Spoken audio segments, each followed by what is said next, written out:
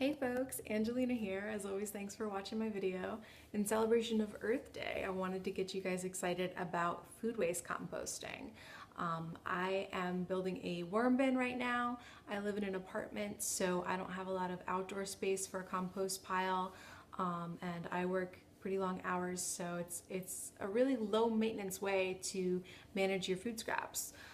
You don't need to do a lot to keep a worm bin. So I'm really turned on to the idea, and hopefully you guys will learn something new. So it cost me about $12 to purchase the materials that I needed, but you might have these kind of bins laying around your house that you're not using. So let me walk you through it. There's really 3 containers that you need to get started. So there is a small housing unit that's nested inside a catchment container.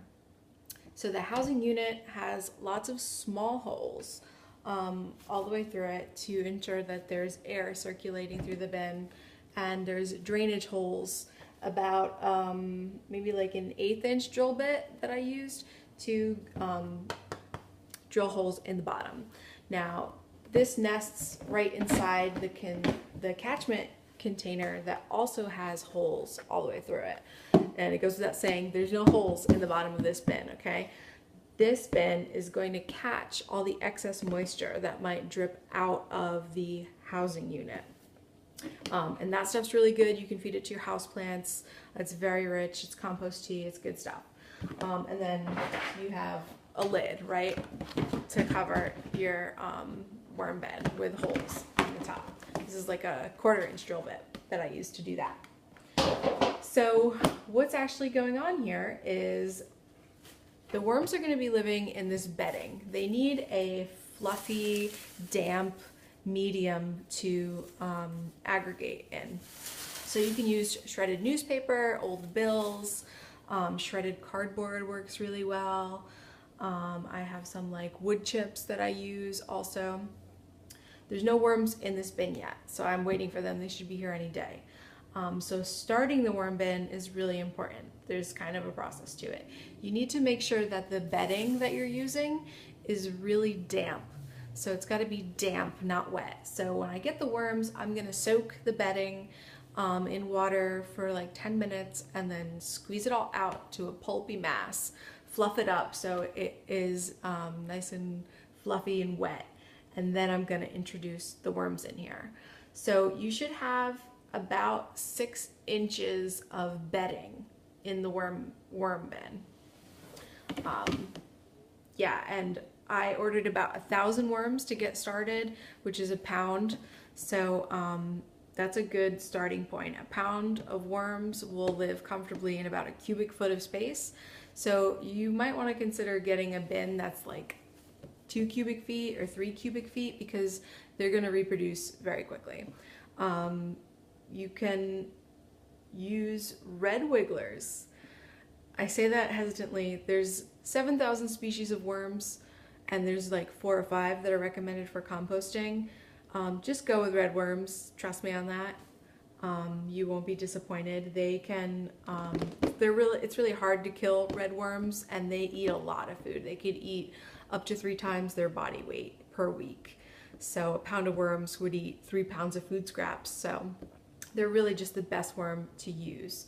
So the 3rd bin that you need is just like a kitchen caddy to start collecting your food scraps in. And you don't need a real fancy one like this, okay? You can use like another Tupperware container or a 5-gallon bucket under the sink. You could even use like a recycled coffee container or something like that. Just start collecting your food scraps separately. No meat, no dairy, no grease or fats or things like that for a worm bin. That's a totally separate conversation if you're doing a regular compost pile. Also, you kind of want to limit the starch that you feed to worms. So like a little bit of like rice and stuff like that is okay, but not like crazy. So collect your food in batches. Once you have about like a gallon of food, what I do is I put it in a freezer bag and I put it in the freezer overnight. That might sound crazy to you, but it's science.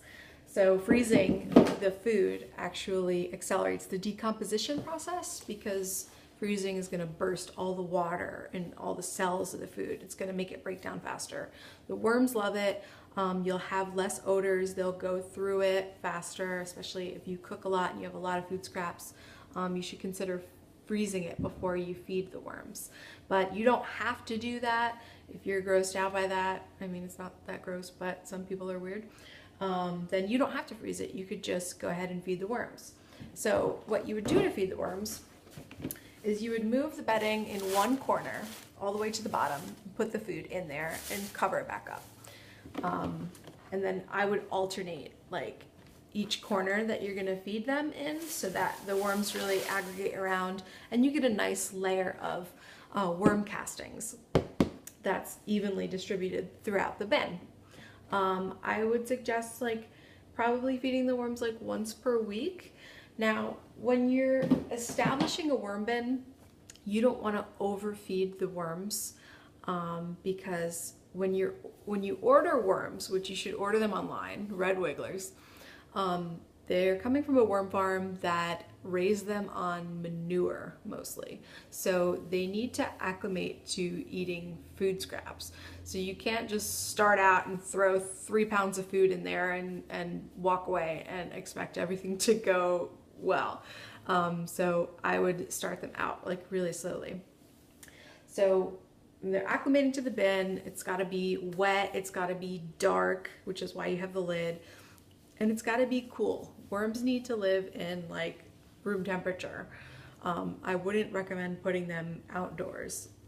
It's like I said, it's kind of harder to kill red wigglers, but if it gets to be like in the upper 70s or even like 80s, they will try to escape the worm bin. They'll try to climb out or you're gonna kill them, and that's not really cool. So don't do that. I'm really excited to get my worms and start the worm bin. I do a lot of recycling as it is, so probably about 30% of the things that I want to leave my life are recycling, and then I would say another 10 to 15% is film plastics that I separate.